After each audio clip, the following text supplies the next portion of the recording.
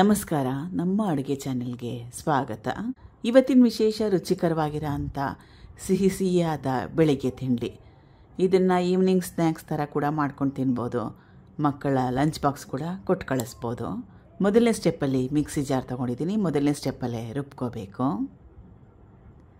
ಇದು ಕಟ್ ಮಾಡಿ ಇಟ್ಕೊಂಡಿರೋ ಕಾಯಿ ಚೂರುಗಳು. ಮೀಡಿಯಮ್ ಸೈಜ್ ತೆಂಗಿನಕಾಯಲ್ಲಿ ಅರ್ಧ ಹೋಳಷ್ಟನ್ನ ಉಪಯೋಗ ಮಾಡಿದ್ದೆ. ಇದು ಕಟ್ ಮಾಡಿ ಇಟ್ಕೊಂಡಿರೋ ಹಲಸಿನ ಹಣ್ಣು ಸುಮಾರು ಒಂದು 10 ರಿಂದ 12 ತೊಳೆಯಷ್ಟಿತ್ತು.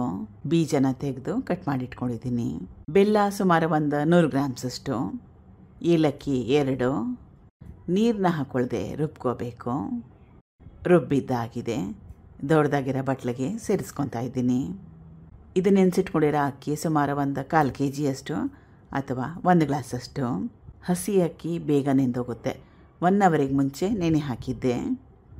ಇದನ್ನು ಕೂಡ ರುಬ್ಕೋಬೇಕು. ತರತರಿಯಾಗಿ ರುಬ್ಕೋಬೇಕು. ನುಣ್ಣಗೆ ರುಬ್ಕೊಳ್ಳೋ ಅವಶ್ಯಕತೆ ಏನಿಲ್ಲ.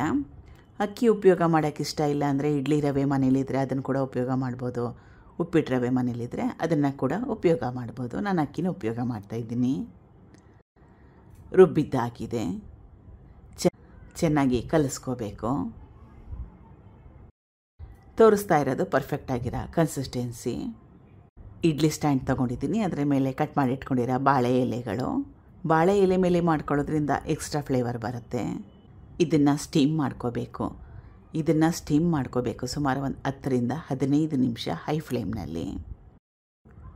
ಈಗಿದಾಗಿದೆ. ಹಲಸಿನ ಹಣ್ಣು ಮನೆಯಲ್ಲಿ ಒಂದೊಂದ್ಸಲಿ ಜಾಸ್ತಿ ಉಳಿದೋಗುತ್ತೆ. ಆವಾಗ ಆ ಟೈಮಲ್ಲಿ ಈ ರೆಸಿಪಿನ ಮಾಡ್ಕೋಬೋದು. ಇದ್ರ ಮೇಲೆ ತುಪ್ಪ ಅಥವಾ ಜೇನುತುಪ್ಪ ಹಾಕ್ಕೊಂಡು ತಿಂದರೆ ಸಖತ್ ಟೇಸ್ಟಿಯಾಗಿರುತ್ತೆ. ಮೊದಲೇ ಹೇಳ್ದಂಗೆ ಮನೆಯಲ್ಲಿ ಹಲಸಿನ ಹಣ್ಣು ಜಾಸ್ತಿ ಉಳಿದಿದ್ದಾಗ ಟ್ರೈ ಮಾಡಿ ನೋಡ್ಬೋದು. Thank you for watching.